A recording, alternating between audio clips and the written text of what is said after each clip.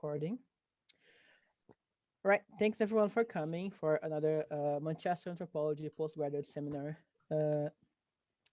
Today we're here with Everson Fernandes Pereira. So Everson is a doctoral student at the in social anthropology at the Federal University of Rio Grande do Sul in Brazil. His research work is focused on medical anthropology, having worked in the past with rare genetic illnesses. Currently, he's a member of the COVID-19 Humanities Network. And for his doctoral studies, he is researching global health, coloniality, and the effects of the COVID-19 pandemic in Brazil. And his presentation today is what does it mean to be recovered from COVID-19 in Brazil. So we'll have his presentation afterwards. As usual, we'll have questions. And as usual, I'll be sharing those. So Everson, the floor is all yours. Okay, thank you, Vlad. Thank you for inviting me. It's a really pleasure to be here sharing with you this work, which is a work in progress. It's something I'm working right now. I started a few weeks ago, and I'm working with something that is going on right now in Brazil. So it's a bit difficult to work with something that is happening in this like this huge thing going on in Brazil. So yes, my talk is going to be basically in two topics. First of all, I will talk about the idea of recovery, and then I will talk about the experiences of people who are classified as recovered. So let me share my screen.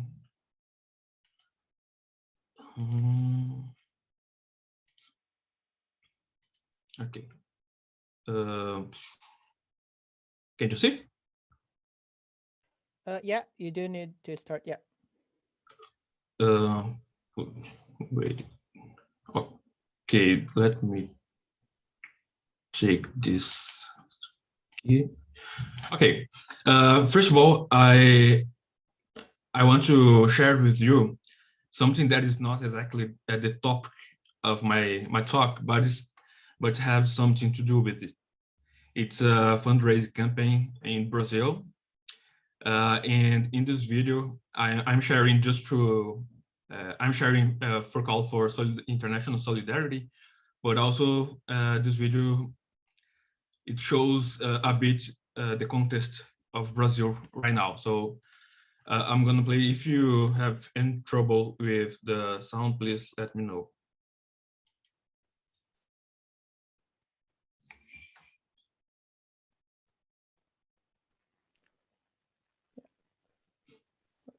Yeah, there's no sound, but it's fine, I think.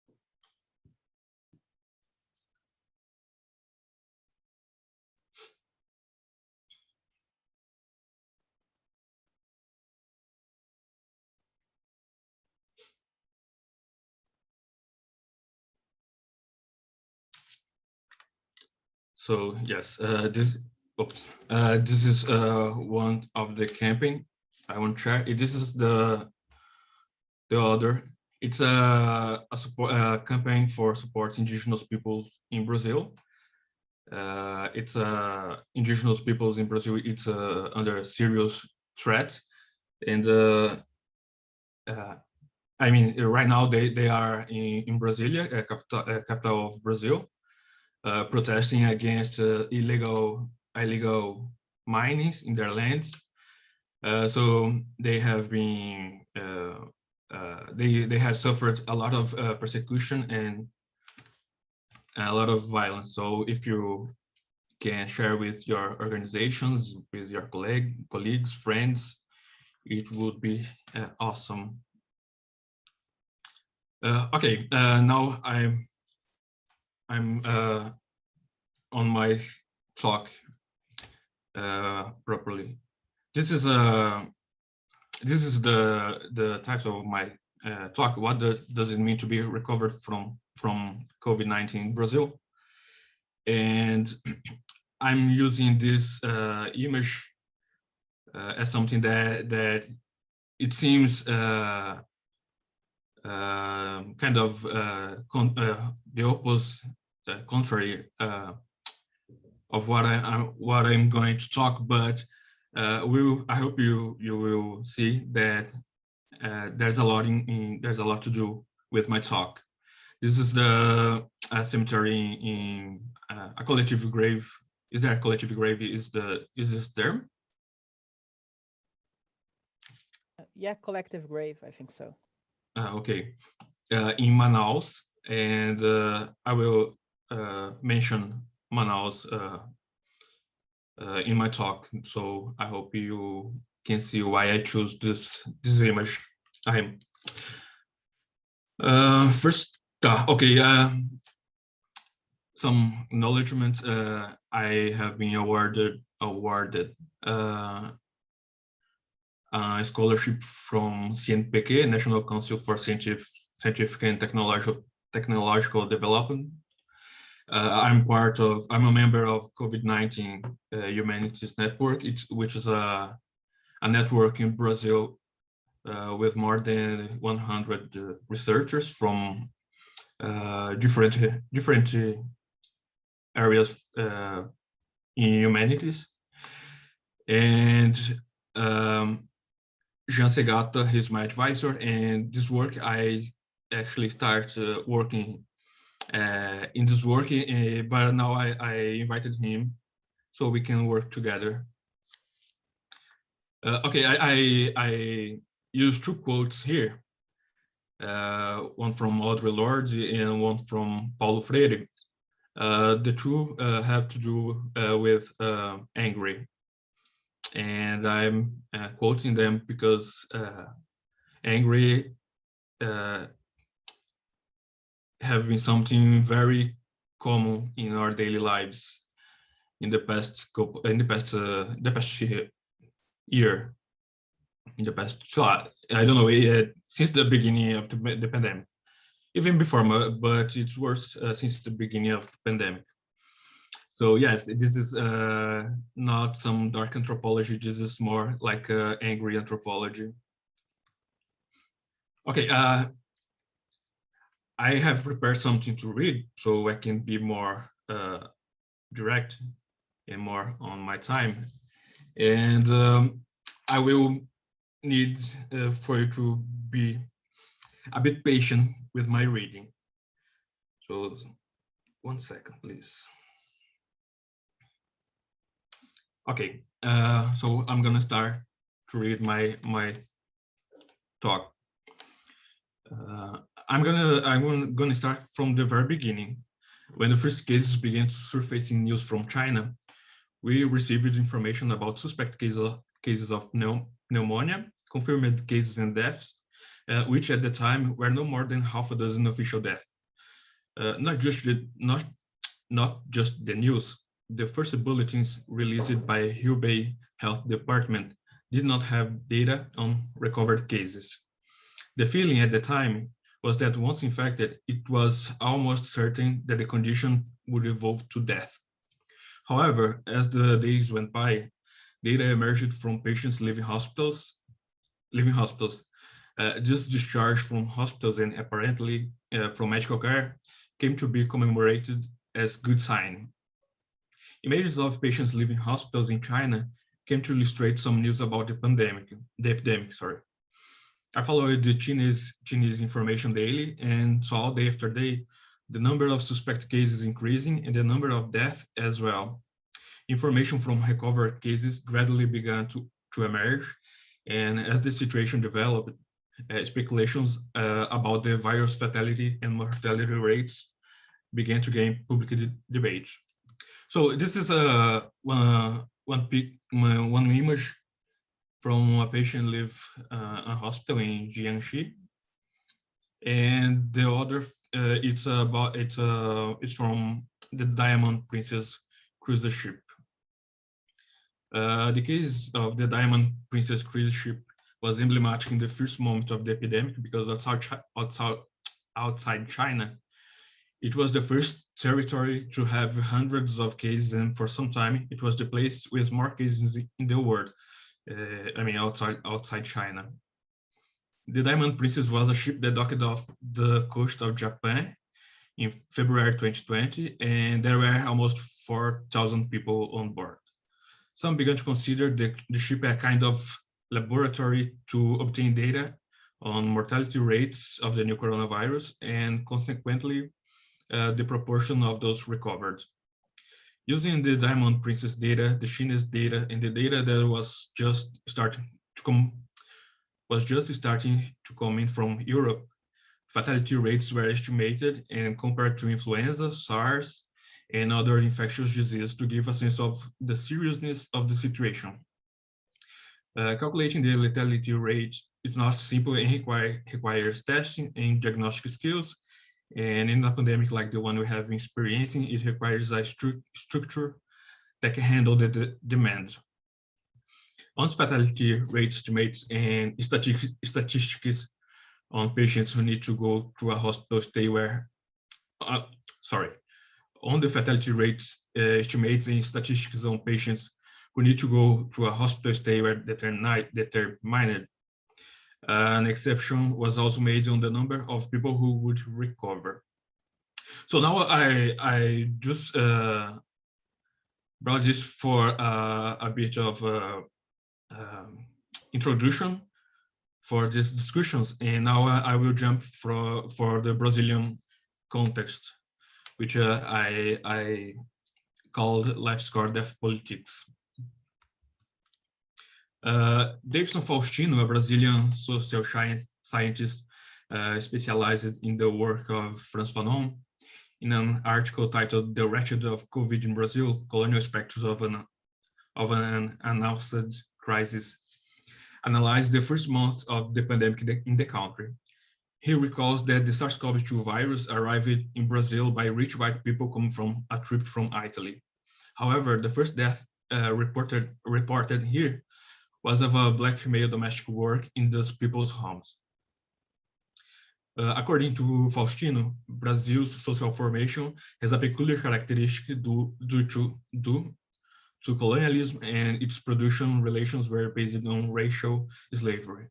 Because of the history of European colonization in Brazil and what Walter Mignolo has called the coloniality of power, many social relations are permeated by colonial aspects, including, to some extent, having Europe as the center of modern reason.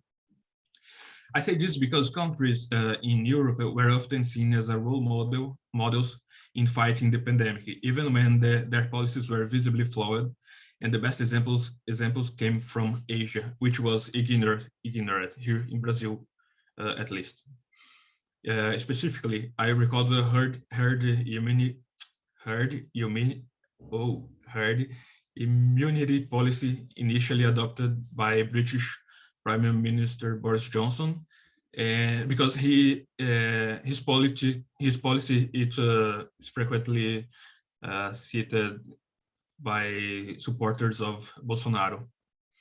And in this context, which also includes U.S. interference in democratic processes in Brazil, interference, which once led to the military dictatorship that lasted for decades, and this time led to the election of a fascist neoliberal government. That a policy of genocide of poor Black indigenous peoples is ongoing. Just a minute, I'm gonna drink water.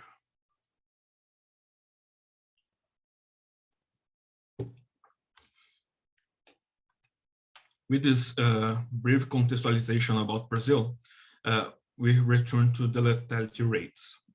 As the use of COVID fatality rates leaves out a series of complexities, President Jair Bolsonaro started to make statements that minimize the impact of the pandemic. Expressions such as little flu and media hysteria were used by Bolsonaro to take a stand against the mitigation measures recommended by health institutions, especially the World Health Organization.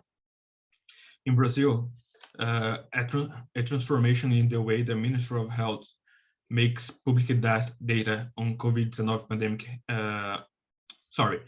In Brazil, happened a transformation in the way the Ministry of Health makes public data on the COVID pandemic.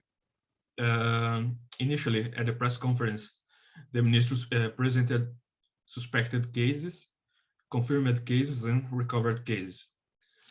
So, okay. At the end of April, the federal government created the Life Panel, where it made available the number of confirmed cases, the number of Brazilians saved, and the number of the Brazilians in recovery, with the justification that people should focus on the positive side. So, let me see if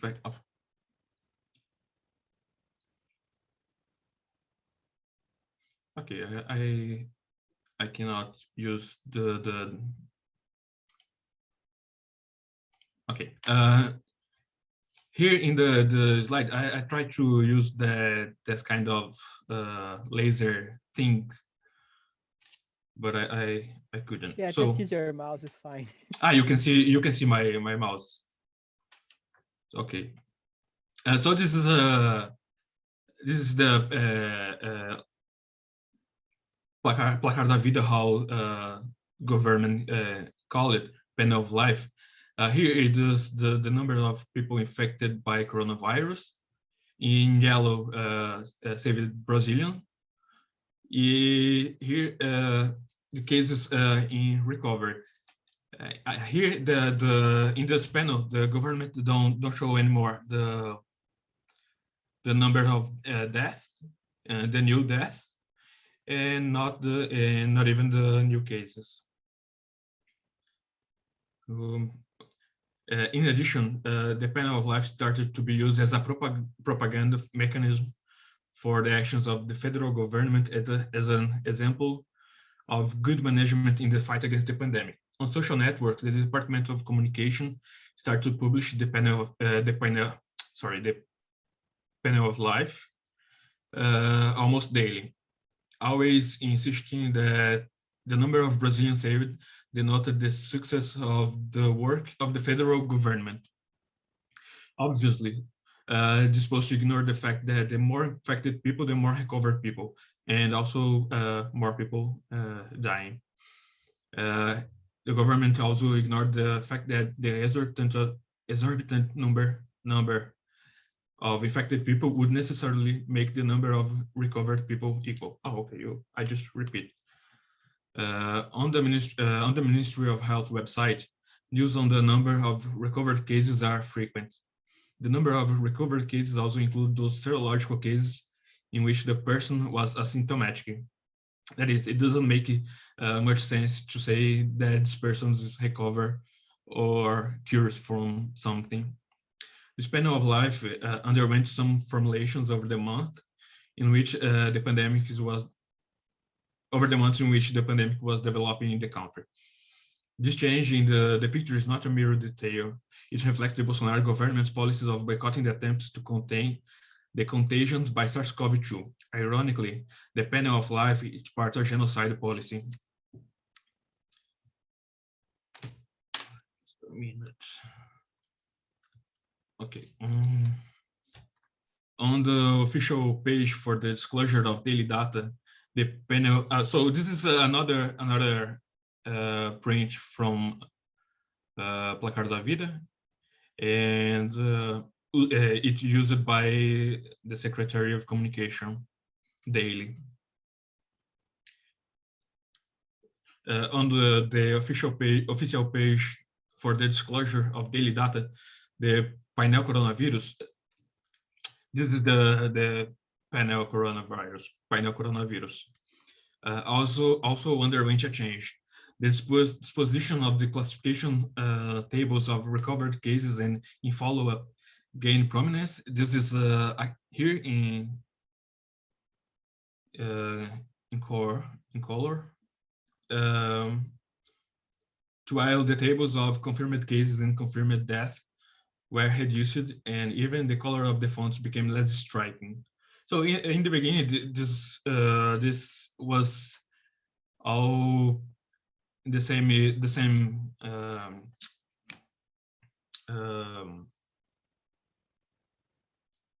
Vlad, help me, tamanho e cor. All the same size and color. Yes, And by the way, Everson, you can speak more slowly when you're reading. Don't worry about rushing too fast. Okay, good.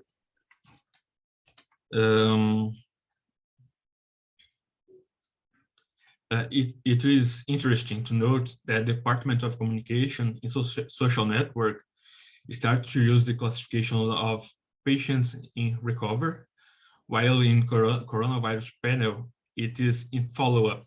Let me see if I know. This is also a significant distinction because follow-up patients are not necessarily recovering patients. They can the health can be worsening. As well as the use of the life panel, this change in the coronavirus panel serves to frame the pandemic in the sense of producing a discourse that creates a pandemic reality that smooths the impacts in the country. Likewise, by investing in the rhetorical recovery cases, the government exempts itself from providing specific post-infection care, even though it is known today that many patients remain with sequelae of various types without knowing how long they will remain. So here is the Jair Bolsonaro on Twitter using this tactic. This is the a print from. This is the video he linked. It's about the recovered cases as well.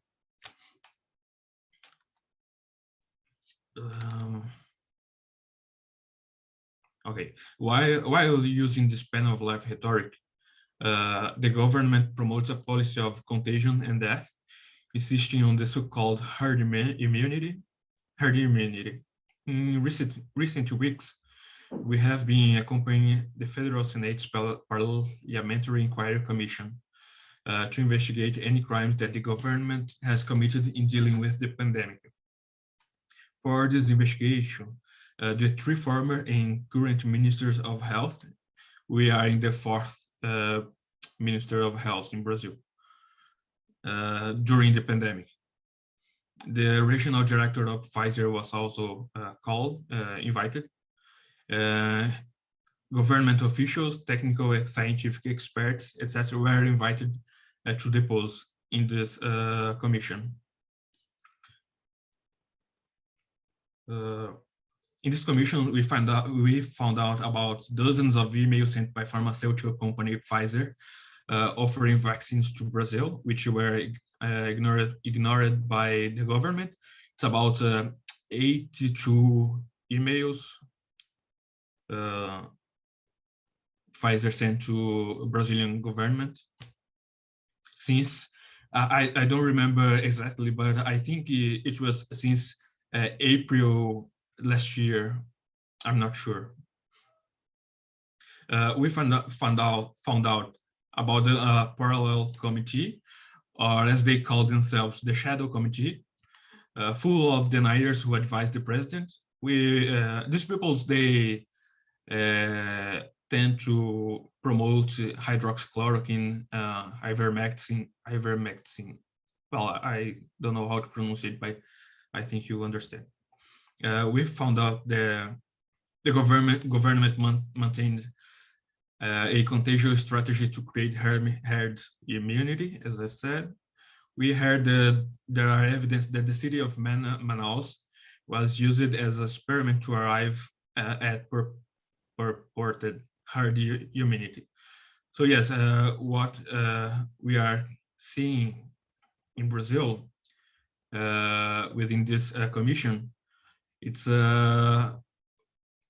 we found out evidences that what happened in Manaus was not just flawed politics. It's an intentional crime. So just to illustrate this rhetoric of the numbers in this commission, this guy right here in upper left, he is Renan Calheiros. He is the president of this commission. He is using this here the number of people died from COVID in Brazil, official numbers. This other guy right here is a senator, supporter from Bolsonaro supporter, and he's using the number of lives saved. He said in the session last week that this 15 million people quote recovered. They were saved because of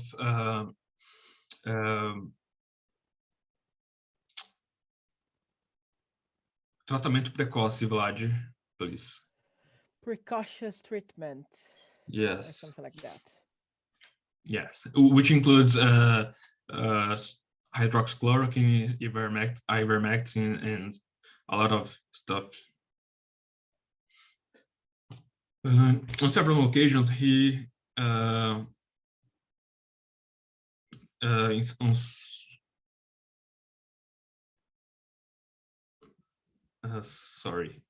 okay. Daisy Ventura and colleagues in a document entitled "Rights in the Pandemic: Mapping and Analysis of Legal Rules Response to COVID-19 in Brazil," compile an immense list of presidents' attitudes promoting chaos and disinformation.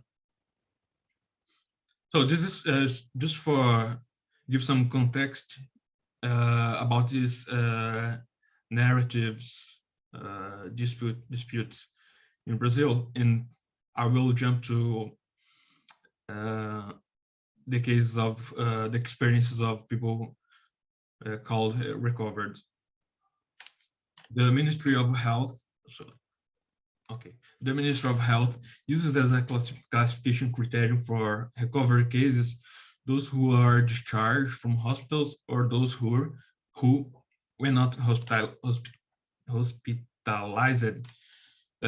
go beyond the period of transmission of the disease, 14 days.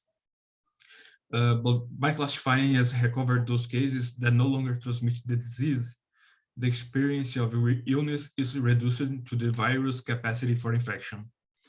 Several news began to report a phenomenon that has received different names and concerns a life after the COVID infection. Sorry, just one second.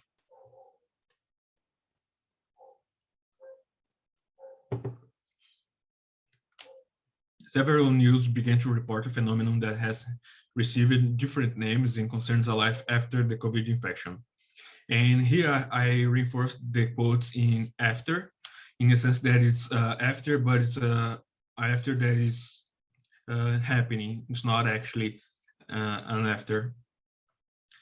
In biomedical terms, I refer to those cases of people who experienced COVID-19 and developed some kind of sequel. This phenomenon has been called in health area by biomedicine, for example, sometimes as long COVID, persistent COVID, post-COVID syndrome, or long haulers. These different terms describe people who continue to experience COVID-19 even after they are classified as recovered.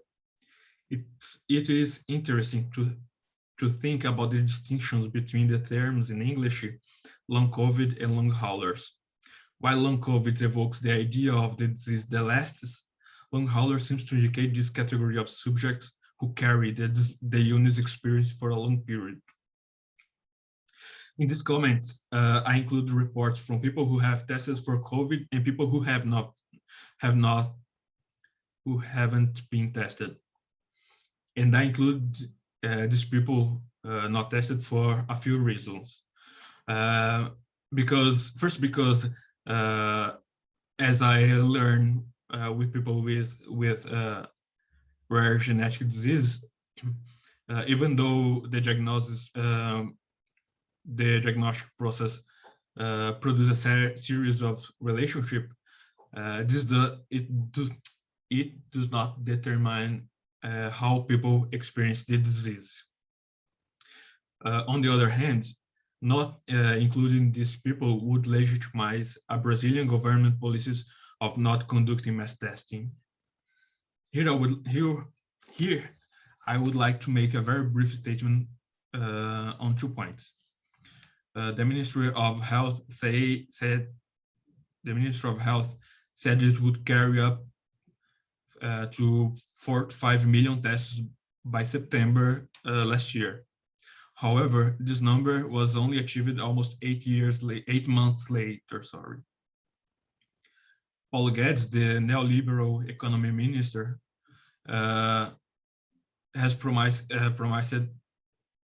46 million tests monthly, starting in September, provided by, and here I quote, his British friend. He didn't actually say who this person was. One more reason for including these people, these who are not tested, is that these stories, their experience, will be on the margins of official data. They will not be counted as accumulated cases, even less as recovered cases. I interviewed a dozen of people in October, and the audio files from these interviews were kept untouched until recently. And I am saying this because for several months, I actually wasn't able to work in this topic because the huge impact of the pandemic in our mental health in Brazil, because I am isolated since March last year, and I live alone. I live in another state. I don't see my family since March last year. So for a few months, I wasn't able to actually work on this topic.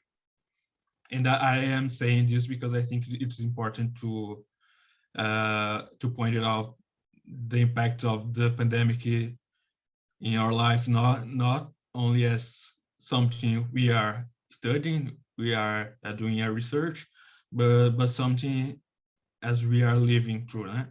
We are living through a genocide, so we see grief everywhere.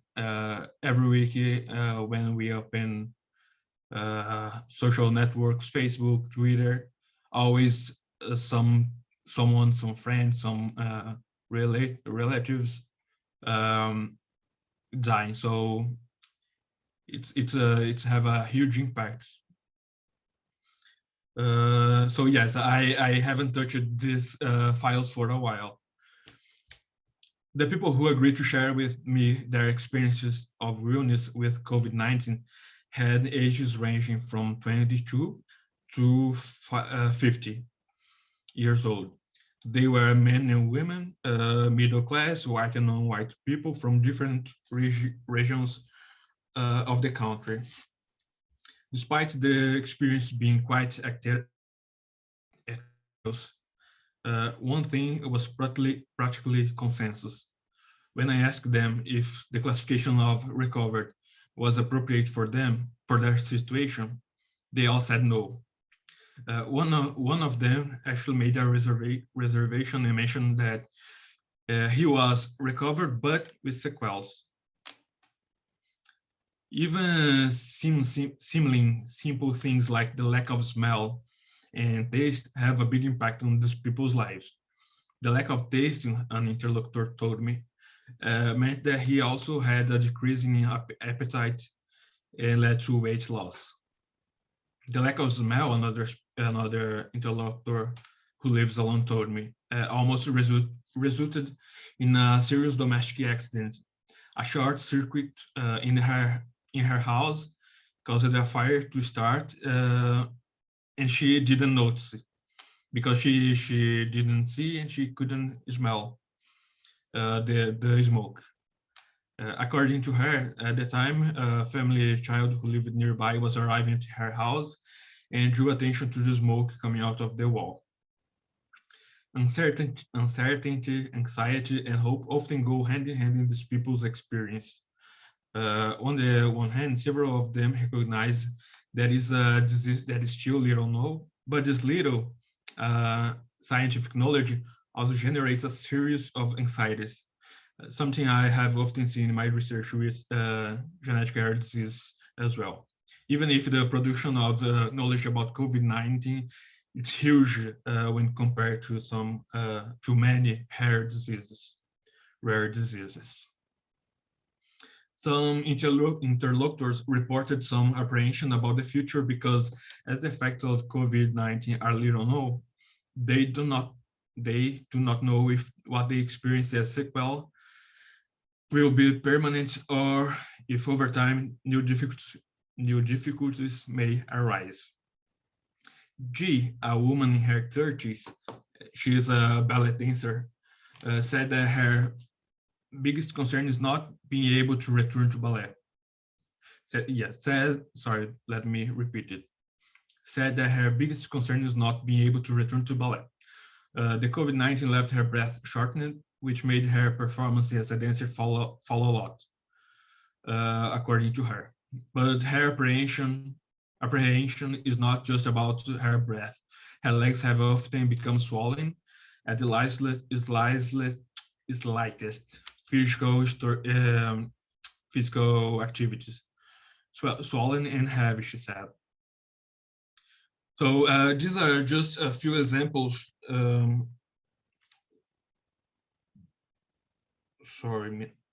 Okay, these are just a few examples of people who had cases classified as mild and who even so see their daily life impacted by the impacts by the COVID.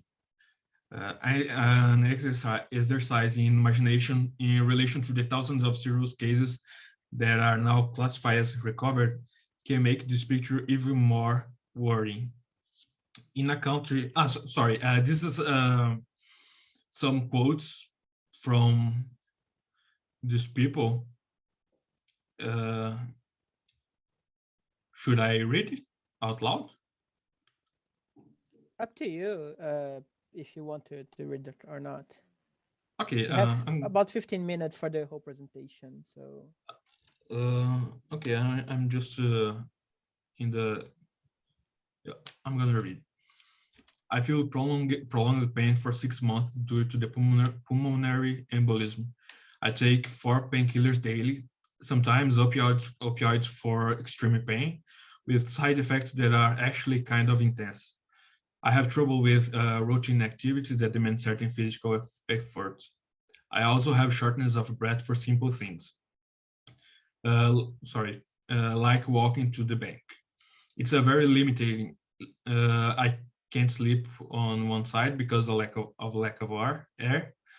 I think talking about recovery like this is putting makeup on data, a way to generate pleasing numbers.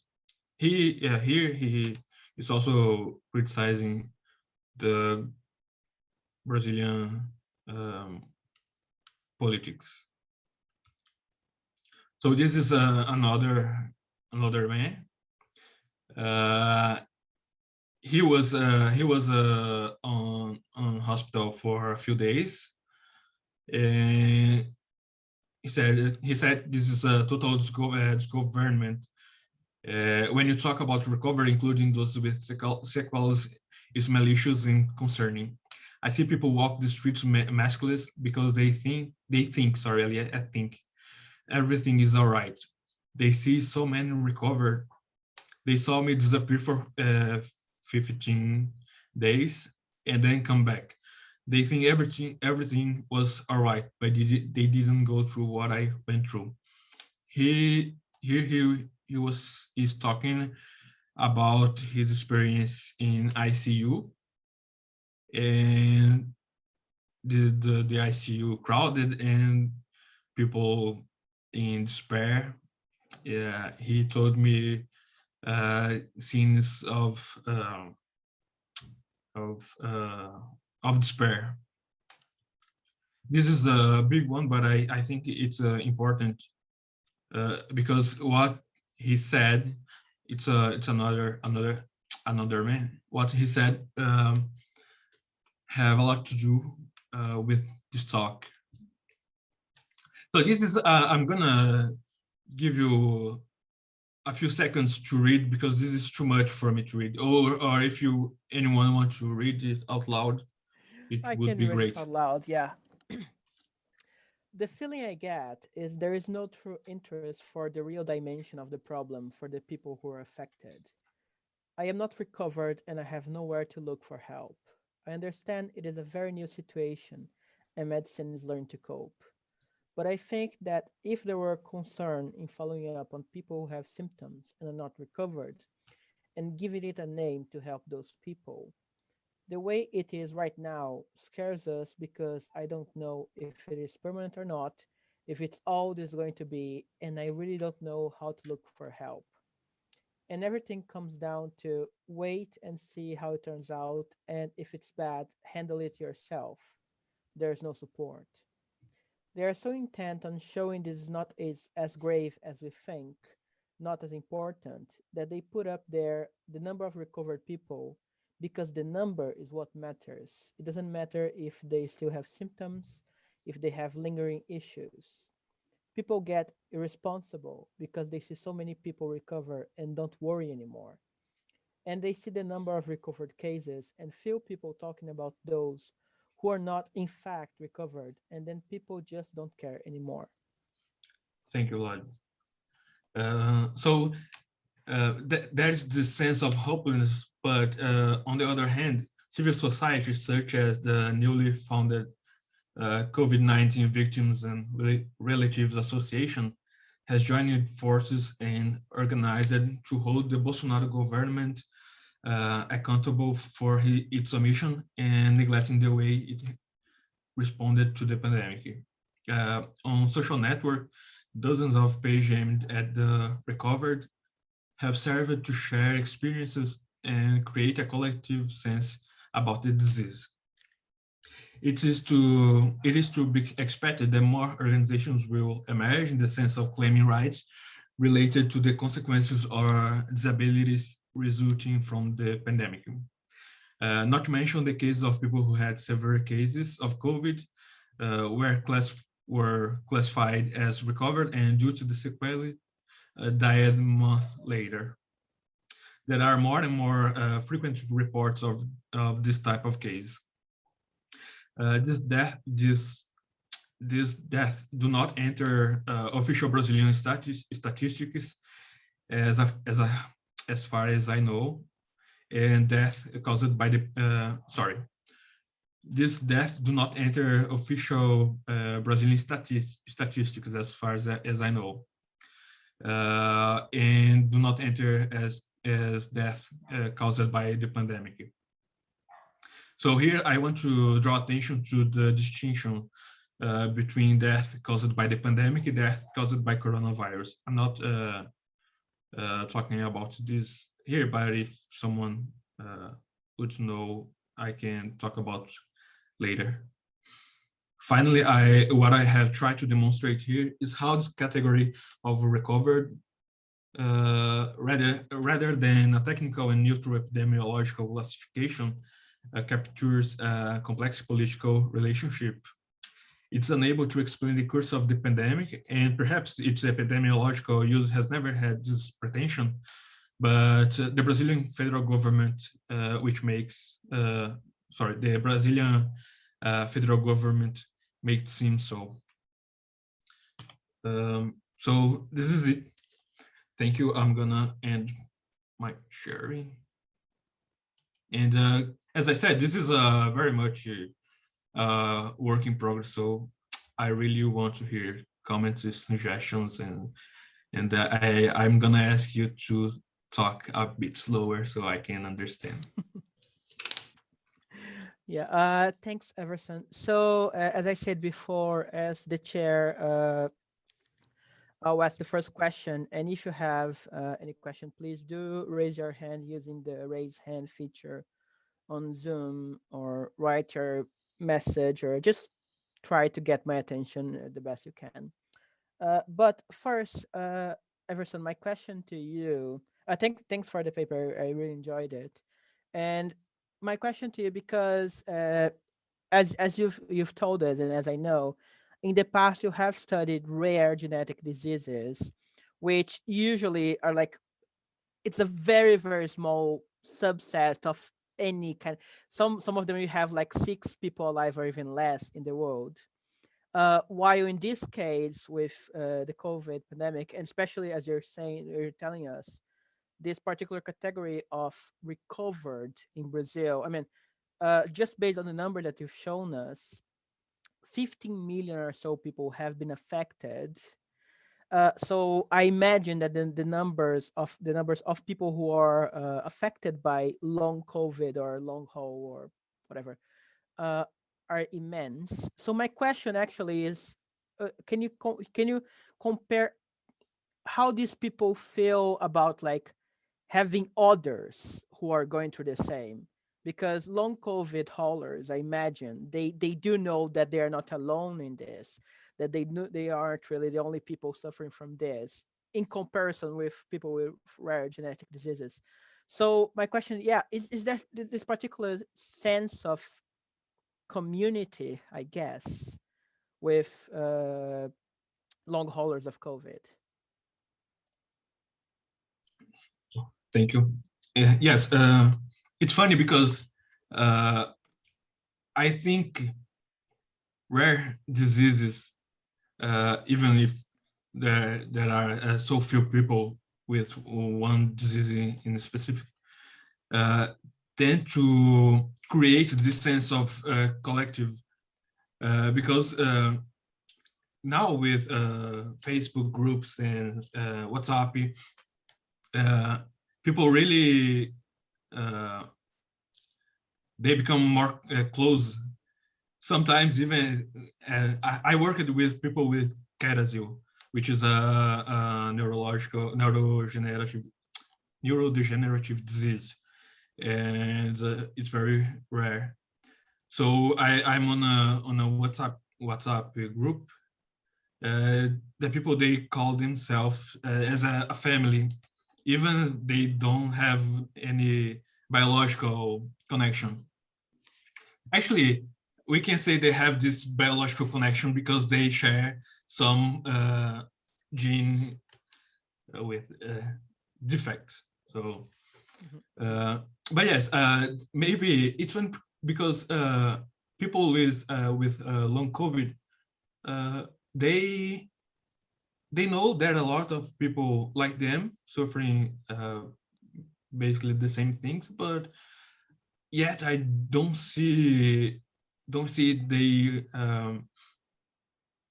they seem themselves as a collective, uh, except for this association that I mentioned. But I guess it's just a matter of time. Mm-hmm. Yeah. Anyone would like to ask a question? Tom, do you want to? Yes, great. Sorry, I couldn't find the raise hand function. Thank you, Everson, for your presentation. And especially since, as you said, it's like you're working, you know, as you were saying, with this like really big thing that's just immensely difficult and traumatic and ongoing. So like, thanks for presenting that. Obviously, that's really difficult. So yeah, I just kind of wanted to start with that, and you know, and that you yourself are kind of working through. You know, you kind of began the presentation talking about anger and this kind of daily encounter with your, you know, whether it's your own anger or someone else's, that's kind of just in the air and kind of circulating. So yeah, that sounds like a really, really tough place to be. Mine's a really simple question. With, you know, in the last part of your presentation, and with the experiences of people that have had COVID and still suffering like long-term health issues, like, are you still in touch with them? Like, how, I'm just trying to imagine what your relationship was with them, like how you met, like how you established some form of relationship. How is that still going? Have you kind of, is this was, you know, like, have you finished kind of your sort of data collection? Like, how, you know, where can you kind of put a stop on that? So it's more just trying to get a sense of that, if that makes sense. Yes, these people specifically, I follow them on Twitter, some of them, but some of them I don't have any contact at all. So I'm just in contact with them. This as not as a part of our research, as a part of something I met, and I think it was a cool person. So okay, let's be some internet web friends, something like that. But I'm not collecting data about it anymore. This topic specifically. I think this topic specifically for now, I'm gonna stop. I'm gonna finish this paper to publish it in some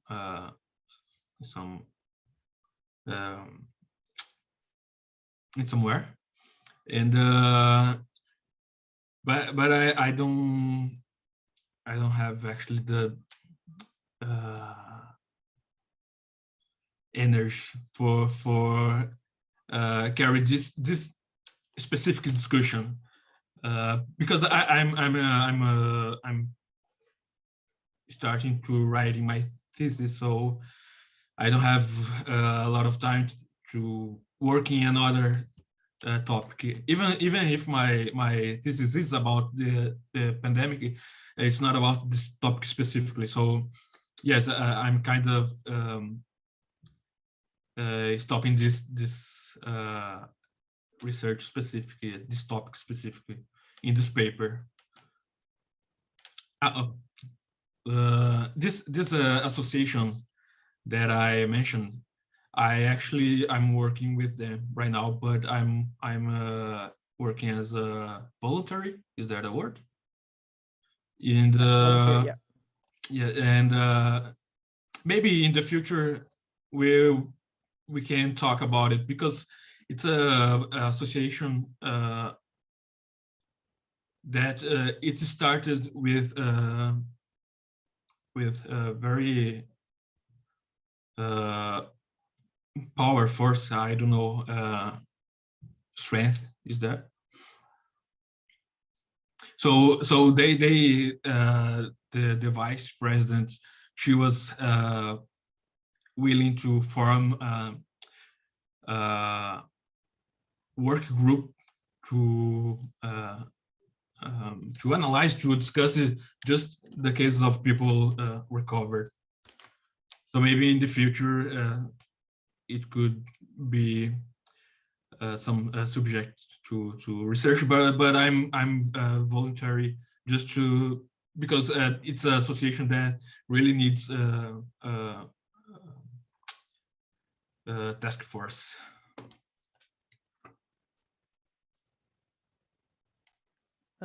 Claudia? Thank you very much. Yeah, wow, I mean, it's a bit like investigative journalism as well, no? What, like, all the things you found, this is so, I don't know, all these machinations of the government, secrecy about numbers and renaming, but all this politicization of the pandemic is there. So I was wondering,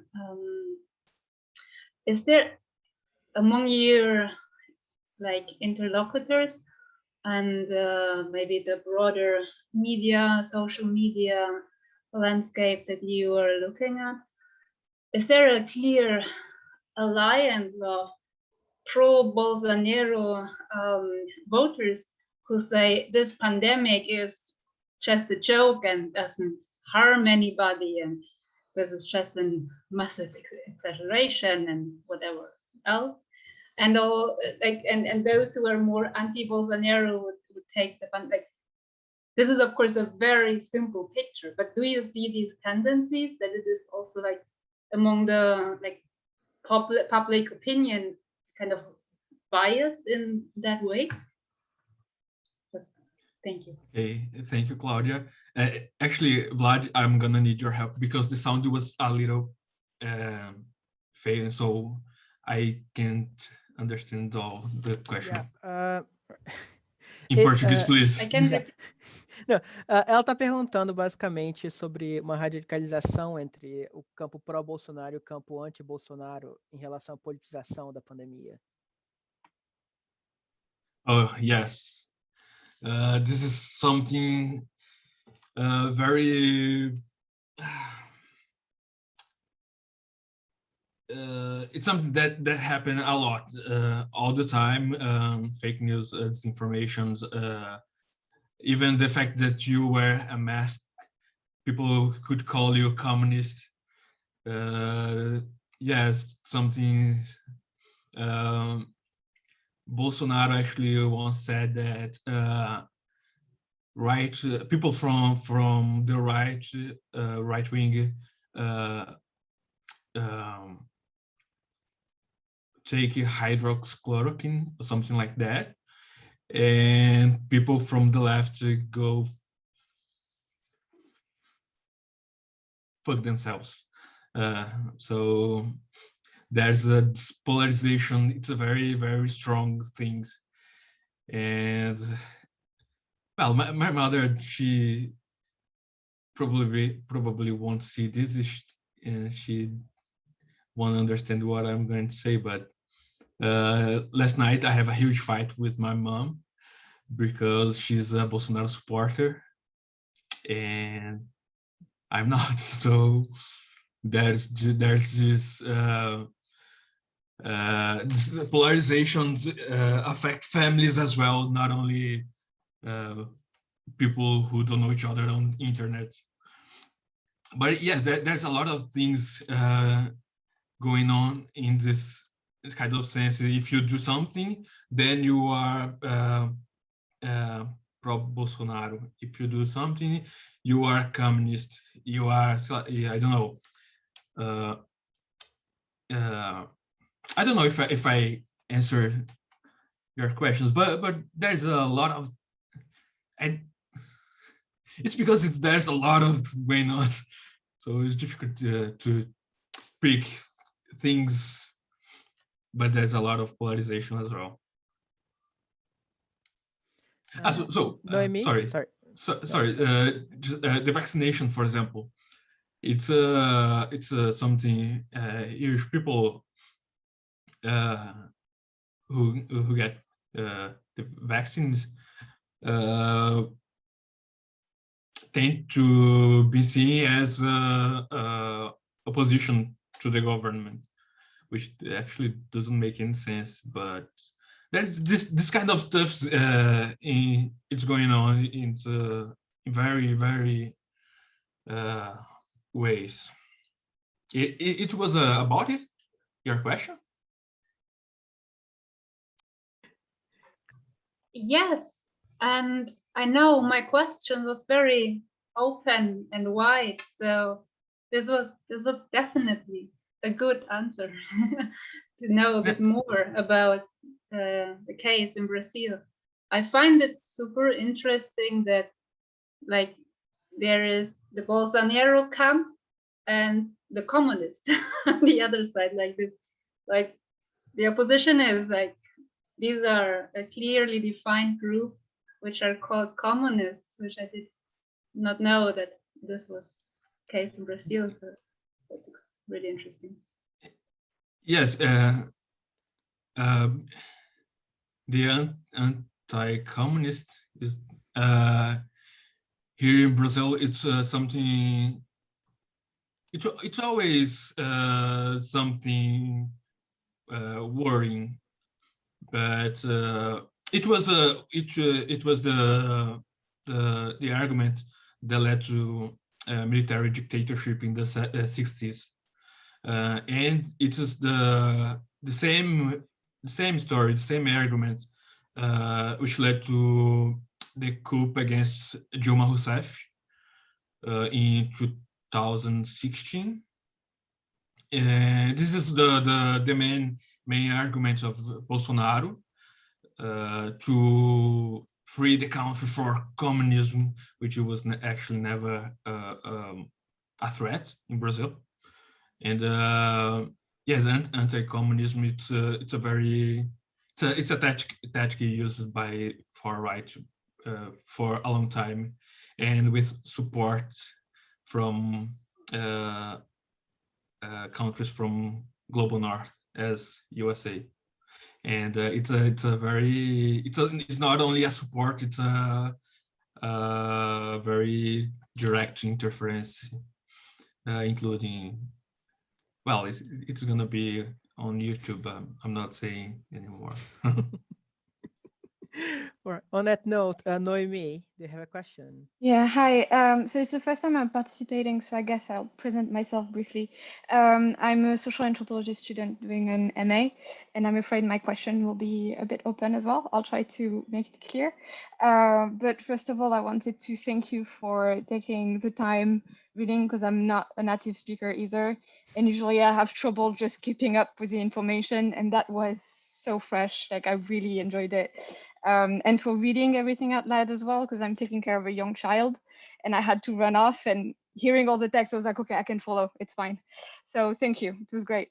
And so as I was listening to you talk, and I'm gonna join what Tom said at the beginning, I heard a lot of emotions, anger and frustration, and in reaction to that wall of numbers that the government is presenting. And the lived experience is so different that what can you do as a citizen except feeling the inequality and all of that emotions? And I understand why you would want to step back from all of this and focus on your thesis, because, well, you have a lot of emotions writing that thesis, I imagine already, but it's a lot. And thinking of that, you mentioned that you were volunteering for organizations now, taking care of people left out by the government, which seems to be everyone pretty much. And I'm wondering, what are the motivation of the formation of these associations? How did they exist before and they just step in to adapt to this context, or were they created to to complete the government, to do what the government does not do? And I'm interested, and that's theoretical, but I'm wondering if there is like this the more emotion there is, the more brewing, the more restlessness, and the more citizen action, and those more associations are being formed to answer this emotional turmoil. So that's my supposition. But I guess my question is, what are the motivations of the associations that you work for? Thank you. Sorry. Okay, thank you. Yes, this associations in specific was created by a woman that lost her mother in January. I'm not sure, but this year, her mother died from COVID, and she is one of the these people who are recovered, but actually have a lot of things going on. So yes, there's a lot of emotions in these associations. This case specific is the one association I'm following. I'm being member or volunteering. So the other guy who is the president of this association, he was on ICU for several days, and he also had a lot of things going on. He's not recovered. He is recovered, but not recovered. Yes. So yes, there's a lot of emotions, but I brought this association, only this association, because this is the only I know working with COVID, people affected by COVID specifically. But there's a lot of organizations in Brazil, Black movement, indigenous peoples. They are right now in the capital of Brazil, protesting. There's a huge protest being organized. It's gonna happen in a few days. In I don't know. Today is 16. In 3 days, 3 days from now. So yes, there's a lot of things going on with civil society mobilize it. Yes. I don't know if I answered your question. You did. Thank you. Thank you very much. Personally, I joined these associations because this huge sense of frustrations, because even though I'm from a working class background, my family, it's all from working class. During the pandemic, 2 of my older sisters were unemployed. So even though I am from this background, I have a scholarship. I can be at home, working at home. And so there's this huge sense of frustration for not being able to do anything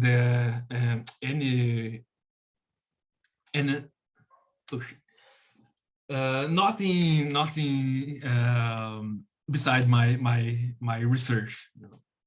So it's a kind of shake the body, and so yeah. Right, Tulio, you have a question. Thank you very much. It was fascinating. I was just wondering about the thing about the angry anthropology. I think that is a very strong perspective and a strong suggestion as well. And I was just wondering, like people like us who are foregrounded on STS, there is this thing about we have been thinking so far about a kind of scientific governance. And now the context is we have an anti-scientific governance. And I think there is an intentional confusion about everything that's going on. So I was wondering, when it comes to anger, for me, it's easy to think about the government in Brazil. I'm also Brazilian, although I'm in the UK. I've been here for 2 years, but it's impossible not to be angry every day with the Brazilian government. And I was just wondering, like, how does anger appear in your research? Because I think it's easy from us as researchers, as people who are being critical about the government, and also in a multi-species point of view, like it's easy to be angry about the virus, for example, and or about the disease, and consider as a completely detached fact or factor from all of the policies going on. So if you can answer, like, how the anger is being mobilized in your research, it comes from you, and it's very clear, and we need to legitimize our anger as researchers from the global south, even we are occupying positions in the global north. But how does it appear from your informants, or in other aspects of your research, if that's okay? And congratulations, it was amazing. Hi, Tulio. Nice to meet you. Nice to see you. We are already met in drunk situations. So, yes. Actually, I don't have for my thesis. I don't have informants, people's informants. I'm working with documents and stuff like that. But for me, angry have been a good motivation for dive into the colonial history of Brazil. So this is the main. When I think about where I'm putting my anger, it's looking for the past and looking for the colonial history of Brazil, how countries from global north, and I am including US, even though US it's part of the colonized America, but I'm thinking in USA because US is now this imperialist force, and as I said, this imperialist force have been used this power to interfere in Brazil. So I'm thinking in global north, including USA, to think how our system, our health system, for example, is being dismantled for pushing for pressure, neoliberal pressure from mostly global north countries. So yes, I think my anger it's serving me as a fool to look into the colonial history of Brazil, and that's why I'm diving into the colonial theory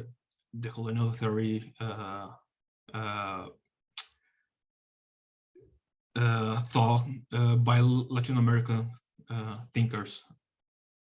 Yes, that's it. All right, thank you. Ian. Hi there. Yes, thank you very much for the presentation. I just had a kind of quick question, really. I mean, you've touched on some of these issues already. I was just wondering whether the COVID pandemic and everything that's happened over the last year has affected the way that you view your previous research, your thesis on, and sort of the medical establishment in general and how that works. And also maybe if you'd seen any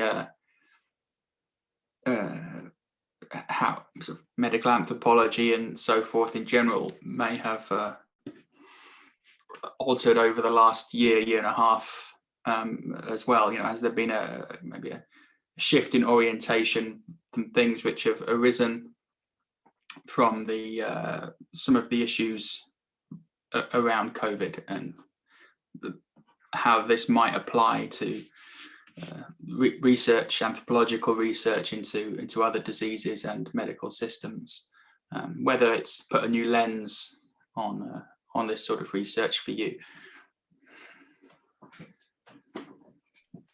Vlad, I'm gonna need help. I'm not sure I understood either, to be fair. Okay. I mean, yeah, it's kind of, yeah. I'll Can you try, Ian? Okay, so you were doing research into genetic diseases previously. COVID happened in the last year. Has the way you've viewed your previous research changed in light of the COVID pandemic and the things which it has surfaced? Does that make sense? Has your attitude, has your approach to your thesis changed? Yes, thank you. Actually, I started my PhD in 2019, and I was on field work at a hospital, working with genetic geneticists. So when the pandemic arrived in Brazil, of course, my field work was suspended. So in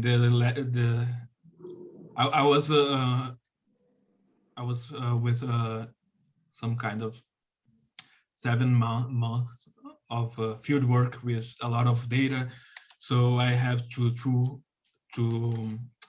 away, because I did have one agreement with the hospital that data I can use only for my thesis. So my thesis has changed, so I cannot use that data. And then I start to look into what was going on in China, and I became kind of obsessed. And to be honest, I was not even more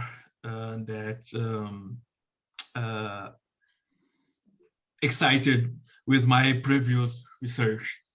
So, but I don't think I have changed the way I look my past research. The thing I think the most and I feel the most, it's this lot of information going on all the time everywhere, which working with rare diseases is not something common. I here in Brazil, at least, I know Sarah Gibbon in UK, but here in Brazil, we are some 6-7 people working with rare genetic diseases in anthropologists working with rare disease. So it's a small community, and now I have this. Everyone is talking, working, thinking the pandemic. So it's a lot of information that I actually didn't have the time to think in my past research, to be honest. So I wouldn't say something has changed, but I think what working with rare disease helped me today. It's see that this, even though with a lot of information, people tend to think that still misses information. I don't know if it makes sense. All right. Does anyone have any more pressing questions? So just to finalize, Everson, I would again want to thank you for taking your time today. But also, so you're saying this paper is going to become an article, and yeah, you don't have to tell us where you're planning to publish. But I wanted to know what are your plans next, because as you said, you're writing your thesis. So yeah, what's next on your research, I guess? Yes, I have my thesis to write. If you want to tell a bit more what your thesis is on as well. So yes, No pressure, my focus now it's gonna be on my thesis and this work with this association. And as I said, actually, as you said, I am a member of this network. So there's a lot work going on, and I am focused on my thesis because my prazos, deadlines. yes, my deadlines are very, it's scaring me. So I'm gonna focus on my thesis, and what I'm trying to do in my thesis, it's a decolonial critique of global health from Brazil during this pandemic. So yes, I'm diving in decolonial theory. It's not actually something that I'm familiar with, but I'm kind of obsessed. So that's it. It was a pleasure to be here, and it was. I was very nervous, but now I'm okay. All right. Thank you for the recording. Yeah. Thank you for the comments as well.